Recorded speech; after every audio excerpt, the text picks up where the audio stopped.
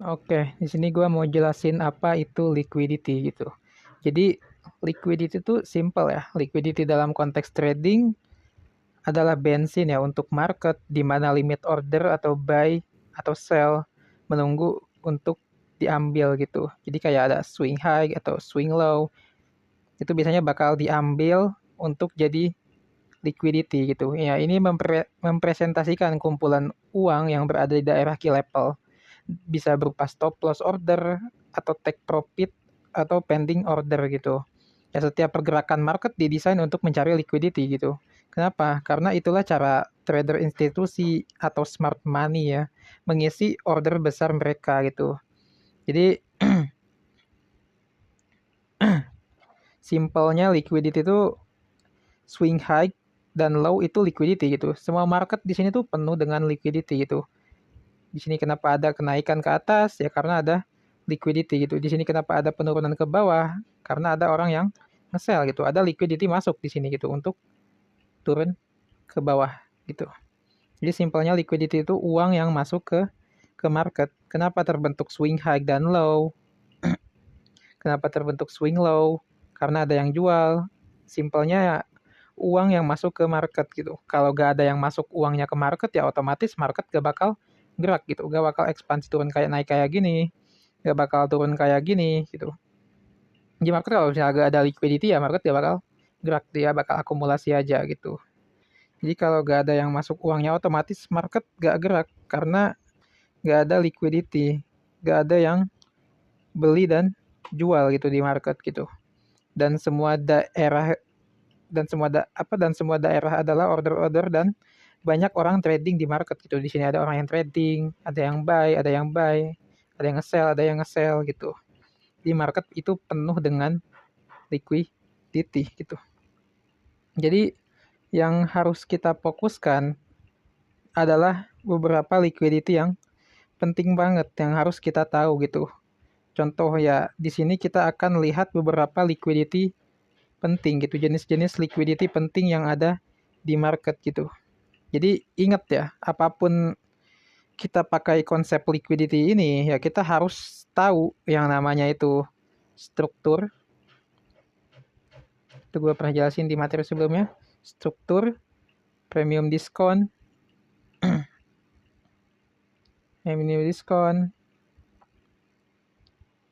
Baru kita paham yang namanya liquidity itu bakal kebentuknya di mana gitu. Jadi eh, kalau kita gak paham yang namanya struktur dan premium diskon, kita gak paham liquidity itu kebentuknya di mana gitu. Jadi kita harus paham yang namanya ini dua dulu gitu, struktur sama premium diskon. Baru kita paham liquidity itu bakal kebentuknya di mana gitu. Dan kita langsung contoh aja di sini. Ini ada eh, jenis-jenis liquidity gitu. Jadi dibagi dua ya, ada basic liquidity dan advanced liquidity gitu. Jadi kita bahas yang basic liquidity gitu. Ini basic liquidity itu seperti ini kayak ada contoh di sini ada buy side liquidity atau titik high tertinggi di market atau swing high atau external range high liquidity. Ini biasanya bakal jadi target market selanjutnya gitu. Ini bakal di sweep baru dia turun liquidity gitu. Turun ke bawah gitu jadi ngambil liquidity yang di atas ini atau banyak orang yang nge-sell di sini tuh bakal diambil dulu SL-nya. Kalau kata orang-orang itu bakal diambil SL-nya sama orang sama institusi itu bakal diambil SL-nya baru dia turun ke bawah gitu. Cenderung dia tuh bakal berbalik arah gitu. Setelah dia ngambil SL atau buy side liquidity dia bakal reversal ke bawah gitu. Sebaliknya juga sama juga kayak sell side liquidity gitu. Mengacu pada area dalam market di mana sell atau order ya yang berkumpul di sini di bawah sini terkumpul. Jadi ada banyak SL yang sell para retail trader dan seringnya terletak di bawah low yang di bawah sini gitu. Karena sell side liquidity kan berarti di bawah gitu. Atau equal low gitu, bisa aja equal low juga gitu. Ya, level ini menarik ya, liquidity para pemain besar atau institusi itu biasanya mereka tuh bakal membeli membeli di level itu gitu. Jadi setelah dia nge-clear semua sell-side liquidity ini atau ngambil semua sell orang di bawah sini, itu biasanya market itu bakal berbalik arah gitu setelah dia nge-clear sell-side liquidity ini gitu. Jadi turtle soup lah gitu. Ini juga sama turtle soup itu buy side liquidity-nya diambil gitu. Jadi dan teorinya tuh SL orang tuh diambil dulu semua, baru dia berbalik arah gitu. Dan institusi biasanya nge-buy itu di bawah sell side liquidity ini gitu. Gitu.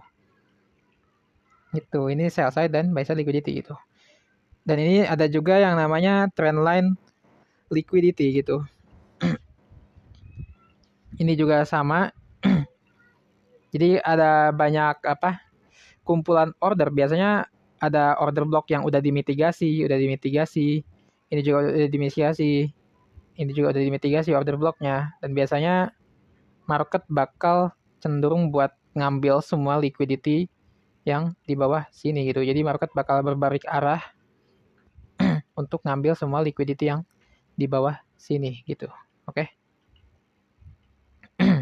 Jadi sama ya kayak struktur biasanya. Cuman biasanya ini tuh trendline liquidity itu candle numpuk gitu. Jadi kayak volumenya tuh rendah gitu. Candlenya tuh numpuk semua gitu. Dan ini bakal diambil semua liquidity-nya. Ya, low ini bakal diambil, ini bakal diambil. Ini semua bakal diambil gitu. Kalau kita tarik ya pakai trendline kayak gini gitu. Ini bakal diambil semua sama market gitu. Untuk dijadikan liquidity gitu. Jadi market bakal turun ke bawah ngambil liquidity ini semua. Baru dia lanjut ke atas gitu. Gitu. Itu untuk trendline liquidity. Ada juga equal high atau equal low gitu. Ini kayak titik sama tertingginya tuh jadi ada dua gitu. Jadi titik swing high, dia gagal ngambil si buy side liquidity yang di atas ini. Jadi ini Peller swing. Dan ini dikatakan sebagai equal high gitu. Salah satu liquidity terpenting di market gitu. Sama juga ini equal low. Jadi dia gagal ngambil si si sell side liquidity. Ini jadi Peller swing juga. Ini jadi equal low gitu. Ini salah satu liquidity terpenting di market gitu. Jadi sebenarnya kita cukup tahu aja ya bentuk-bentuk liquidity ini gitu. Ada juga internal liquidity dan external range liquidity gitu. Kalau ini external range liquidity udah gue pernah jelasin di materi sebelumnya, itu titik tertinggi atau area terendah dan tertinggi di market gitu. Jadi dalam dealing range seperti ini titik tertinggi, ini external range high liquidity, dan ini titik terendah di market atau external range low liquidity gitu. Ini salah satu liquidity terpenting di market gitu. Ada juga internal range liquidity gitu. Nah ini internal range liquidity itu area yang berada di dalam struktur area yang berada di dalam struktur market gitu. Jadi yang ada di dalam external liquidity gitu. Ini kan eksternalnya tuh di luar struktur market kan. Area tertinggi dan terendah market. Nah, internal range liquidity itu di dalamnya gitu, di dalam si external range liquidity gitu. Jadi di dalam sini gitu. Nah, di dalam sini gitu. Ini ini namanya internal struktur atau internal liquidity gitu. Internal liquidity itu berbentuk FPG atau other block ya. Bisa aja di dalam external liquidity high low ini di dalamnya tuh pasti ada yang namanya OB atau FPG gitu. Nah, ini adalah internal liquidity yang berbentuk FPG atau order block gitu. Dan biasanya key level ini sering diambil ya sama market gitu. Ini salah satu liquidity terpenting di market yang harus diambil gitu. Jadi berbentuknya itu seperti FPG dan order block gitu. Kayak gitu. Ini basic dari liquidity. Contoh basic dari liquidity gitu.